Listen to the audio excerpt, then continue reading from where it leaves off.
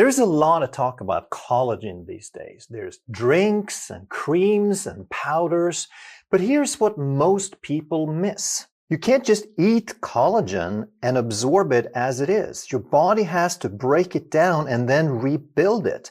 And to do that, you need the right amino acids, but also the right cofactors, supportive nutrients, and the right conditions.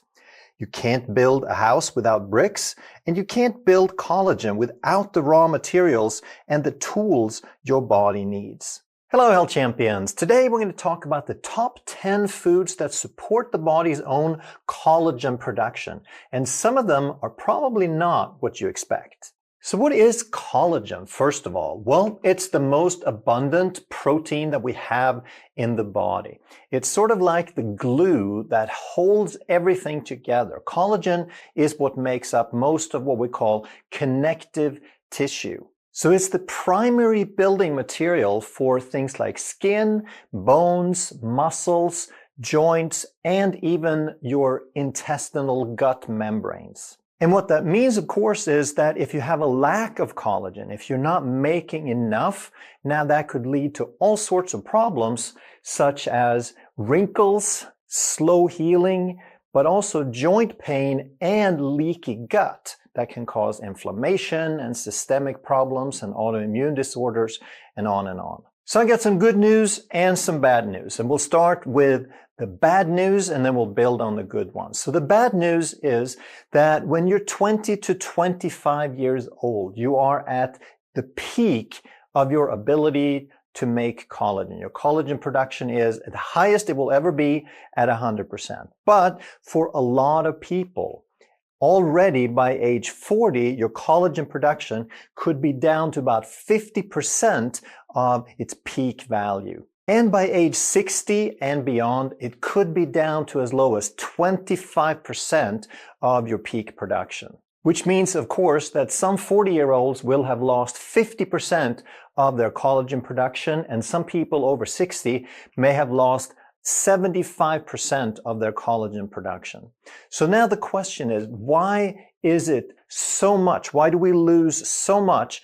And does it have to be that way? And if you talk to most doctors who represent the mainstream view, they kind of confuse the average with what's normal. They confuse common with how it's supposed to work.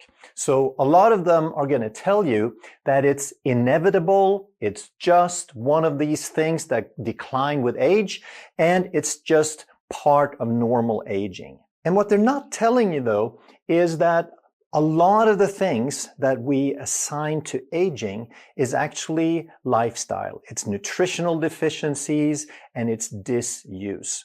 So aging is not completely inevitable. It will take its course, but there's a lot we can do to slow it down.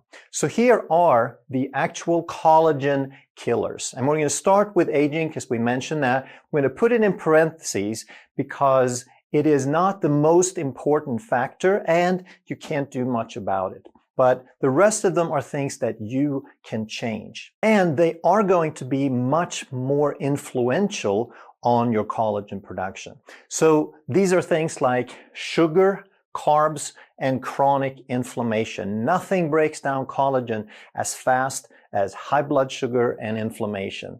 But also smoking, excess alcohol, and environmental toxins will break down collagen and will interfere with your body's ability to make it. Chronic stress and poor sleep will interfere with collagen. Also, nutritional deficiencies. Of course, if you don't have the right raw materials, you can't make it. But also lack of exercise and mechanical stimulation. So just even stretching and moving the skin contributes to collagen production. But in terms of bones and joints, what you need to do is weight-bearing exercise. That's the reason for the body to strengthen the bones. And of course, the protein in bones is collagen. And also UV light breaks down collagen in the skin. So when it comes to appearance, as much as 90% of the damage, of the age-related damage to skin is going to be due to UV light. And now for the good news, and that is if you improve your lifestyle by avoiding some of the things we talked about and by eating the right foods, which we're about to talk about, now you can restore a lot of that lost ability to make collagen. So you could, regardless of age, you can restore about half of what you had lost. So if you're in your 40s, you could actually get back from 50 up to about 75% of your full capacity. And if you're in your 60s, you could go from 25% all the way up to 62.5%, roughly speaking. So the first food we often hear about is bone broth, and it's a great example because it has lots of collagen in it. It has type 1, 2, and 3, so it supports a variety of different tissues in the body. And it also has gelatin and glycine, which is the amino acid that is the primary amino acid and building block in collagen. But it also contains calcium, magnesium, and phosphorus, which are important cofactors for collagen. And when you make it, it's always better to make it yourself rather than buy the store-bought. And the grass-fed is going to have much higher nutrient density. And if you pressure cook it, you're going to extract much more of the nutrients than if you just slow cook it. So in a few hours of pressure cooking, you can extract more nutrients than you could in a few days of slow cooking. Number 2 is chicken skin. And just like with beef bone broth, you can cook this out and make a broth out of it with the bones as well.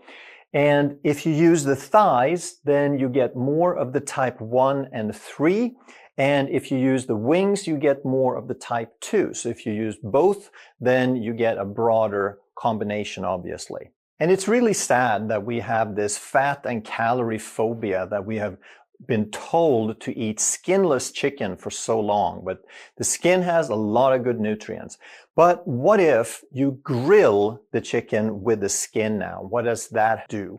Well, the more you grill it, the harder you grill it, the more you break down the collagen, the less collagen will be available for you to absorb. But here's the thing, you are not really absorbing the collagen as an entire molecule. You're breaking it down first, you're digesting it. And the amino acids in the collagen, the building blocks, they're very, very stable. So you could actually rebuild it into collagen anyway. However, it's going to be much harder to rebuild it if you grill it and break it down, because now there's going to be much more work for the body.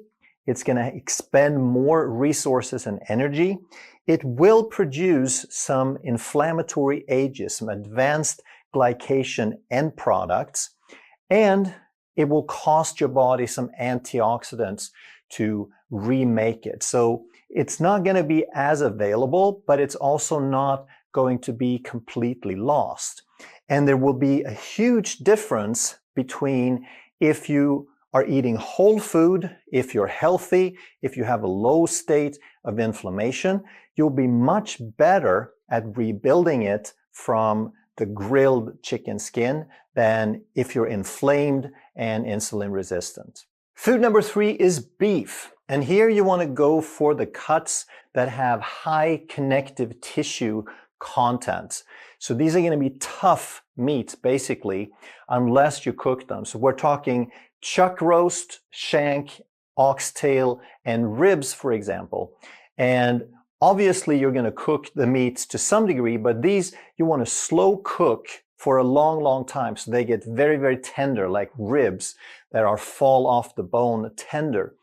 Now, that means that they have softened, they have released the collagen and the gelatin, so it's available for you. And if you find grass-fed beef, that's always going to be better because these are relatively high in fat. And then you want to make sure that the fat they contain are the best possible. So grass-fed is going to have about an equal ratio of omega-3 to omega-6, whereas grain-fed could have as much as a 20-to-1 omega-6 to omega-3 ratio. So much higher omega-6 means more inflammatory. So again, these meats are going to be the ones that are really tough unless you cook them for a long time. And that makes sense because your body uses collagen for connective tissue, for things that hold things together, the tough, the sinewy stuff. And the same thing holds true for the beef.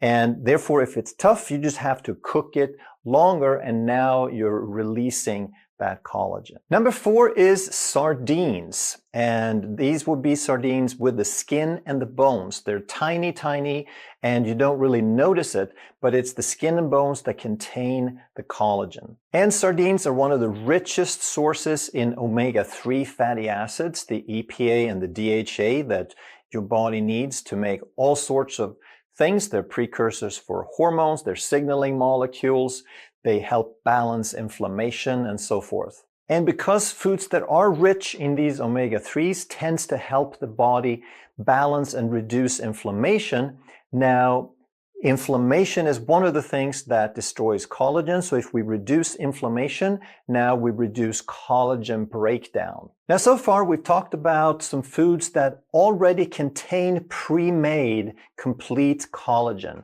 And they're going to be rich in collagen, and they're going to be animal foods, animal-based foods, because animals, just like humans, we use the collagen to build structural components in the body. But next we're going to talk about some other foods that can also be helpful even though they don't have pre-formed collagen in them. And these can be both animal and plant-based foods. And these other foods can be helpful because they contain amino acids that your body uses to make collagen. They could have other cofactors that are critical for the production of collagen. They could also be something that stimulates the production of collagen, or they could protect the existing collagen in the body and lessen the breakdown. So how does the body make collagen? Well, first of all, we have to understand that you cannot absorb collagen the way it is. It's an enormous molecule. So it's built as a triple helix. That means that it's like 3 long strings or chains that are wound around each other. And each of these 3 chains will have somewhere on the order of 1,000 amino acids in each of them. So it's like you think of a huge tree or a branch where each leaf might be an amino acid, and the entire branch could be one of these chains, all right? And then we twist them all together, and now we have this triple helix. But your body can only absorb, you can only have things enter the bloodstream if they are small, small pieces. The biggest thing we can absorb is somewhere like just a few of these amino acids. So we're going to digest these proteins. We're going to break them down into individual amino acids or into what we call dipeptide or tripeptide. So that means that there's 2 amino acids or 3 amino acids. And that's basically the smallest pieces or the biggest pieces that we can absorb. And now these small broken down pieces become both raw materials for building collagen, but also signaling molecules. And if something used to be collagen, then it has signaling properties that will stimulate the body and tell it to reassemble it into collagen. But food can also be beneficial for collagen if it contains a cofactor, something that is necessary for the body to make it. And one of the most important is going to be vitamin C. It's an essential cofactor. We cannot put this thing together without vitamin C. But we also need enzymes to put it together, and we need zinc and copper to activate some of those enzymes. And the 2 most prevalent amino acids are going to be glycine and proline. They're going to act as the main building materials, the raw materials. But then we also need to cross-link. We need sulfur compounds to connect these long chains to each other because they need to cross-link to be stable and hold together. And just to emphasize how important it is, even though we often neglect it, I put deep sleep as a cofactor here because During the early sleeping hours, we make most of our growth hormone, and it's during this phase of sleep that we actually manufacture most of the collagen. So if we don't get the proper sleep, and if we don't get enough of the deep sleep, now we may be suffering in producing collagen. And food number 5 is eggs. And even though eggs don't have any collagen per se, they're very rich in glycine and proline, the two main amino acids we need to make collagen. But eggs also contain sulfur compounds that we need for cross-linking. Remember, we need to tie these strands together for stability, and sulfur comes in handy for that. And the sulfur is also going to support liver detox, and overall this is going to help our tissue repair. And number 6 is vitamin C and the foods that contain them. So classically we think about citrus fruits, lemons, oranges, grapefruits, etc. But we also want to think about vegetables, which actually can have more vitamin C in bell peppers, broccoli, cabbage, and there's many others. So there's basically no fruit, berry, or vegetable that doesn't have a fair amount of vitamin C. And vitamin C is absolutely required for collagen synthesis. And to really get the context and the importance here, you want to think about scurvy. This used to be a disease that killed people, like the sailors who went to sea for months at a time and didn't have vitamin C. What would happen is their collagen would break down and they couldn't make any new. So their connective tissue degraded, their joints fell apart, their teeth fell out, they had bleeding gums, and eventually they would actually die from this because the connective tissue, the whole structure of the body, just fell apart. Food number 7 is berries, and the classic ones are blueberries, raspberries, and strawberries, but most of the berries you can find are going to be great. They're going to have similar properties, but these are the ones we can find most commonly. And of course, they're going to have vitamin C, like we just talked about, but they're also going to have antioxidants called polyphenols. And these are very powerful compounds that will help protect collagen from breakdown, from degrading. But polyphenols also act as support and food for your gut bacteria. So they're going to promote your gut health and the diversity of bacteria in your gut. Food number 8 is garlic. And besides being delicious and having all sorts of benefits for inflammation and being antibacterial and so forth, it also helps collagen in that it contains sulfur, lipoic acid, and taurine. And all of these will help collagen in terms of supporting the cross-linking and the stability of that collagen molecule. So with greater stability, we have less breakdown. And number 9 is green stuff. So here we start off with leafy greens such as spinach, kale, collards, arugula, parsley. And anything that's really deep green is going to have chlorophyll in it. And there's some promising research that suggests that it may increase what's called pro-collagen. So that is the preformed collagen that's ready to be distributed around the body. It has a little attachment that helps it move around in the body without sticking to things. So chlorophyll is a good thing, and anything deep green will contain chlorophyll. But leafy greens also have vitamin C and antioxidants that we talked about their benefits. Now, there's more green stuff, and one of those is called spirulina.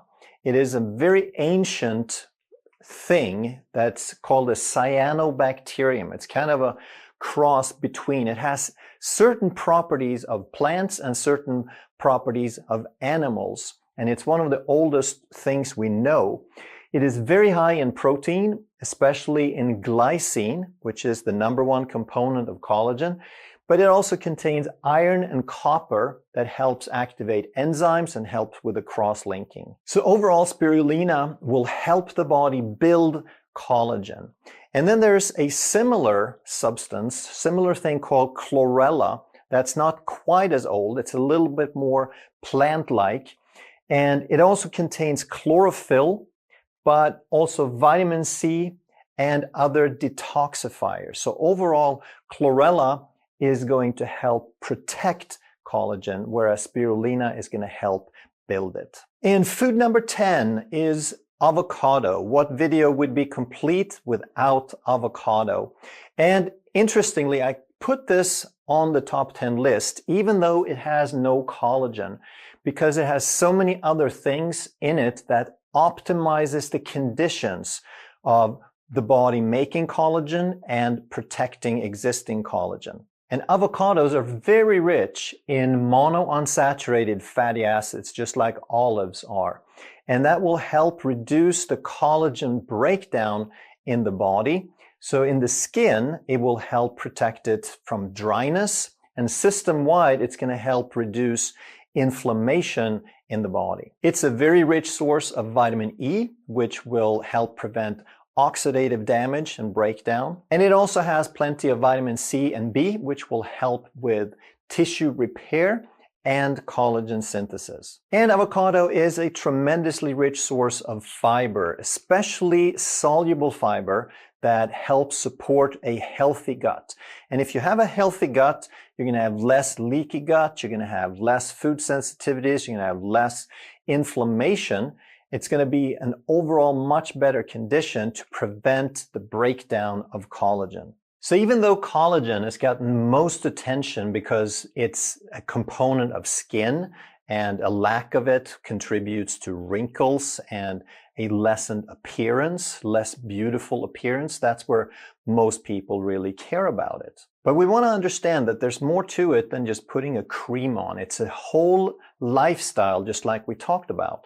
And it affects so many things beyond the skin. Yes, that's important, but also bones, muscles, joints, and gut, like we talked about. And in terms of the lifestyle, the things that you want to do is, yes, you could supplement, you could buy collagen powder, you could eat foods that are rich in collagen, but there's so many different aspects that you want to fill in and get the complete picture so that you don't waste your money on just buying a supplement and you miss all the other parts. You also want to make sure to get the vitamin C so you can make collagen. You want to make sure that you get the sleep, like we talked about. The deep sleep and the early part of the night is where you make growth hormone and where you make most of the collagen. You want to avoid excess UV light. You realize that we are made to be in the sun. We have pigment, we have defense mechanisms, but we do not want to get damaged. We do not want to get sunburn. The sun is really good for us. We make vitamin D from it. It stimulates all kinds of positive aspects in our hormones and endocrine system. We just want to avoid the excess and avoid getting burned. Most people probably don't think of meditation as a way of making more collagen. But the fact is, if you are more relaxed, if you have less stress, now you're going to sleep better and you're going to make less cortisol, which is destructive to collagen. You want to make sure that your gut is working properly and do things to support your gut health. You want to make sure that you get regular exercise, both with dynamic movements, with stretching, and also weight bearing. The number one thing that you can do to have healthy levels of collagen is to stabilize your blood sugar. Make sure it's at a healthy level. Your fasting blood glucose should be in the 80s, and your A1C, your 3-month average for glucose, ideally should be at 5.3 or lower. If you enjoyed this video, you're going to love that one. And if you truly want to master health by understanding how the body really works, make sure you subscribe, hit that bell, and turn on all the notifications so you never miss a life-saving video.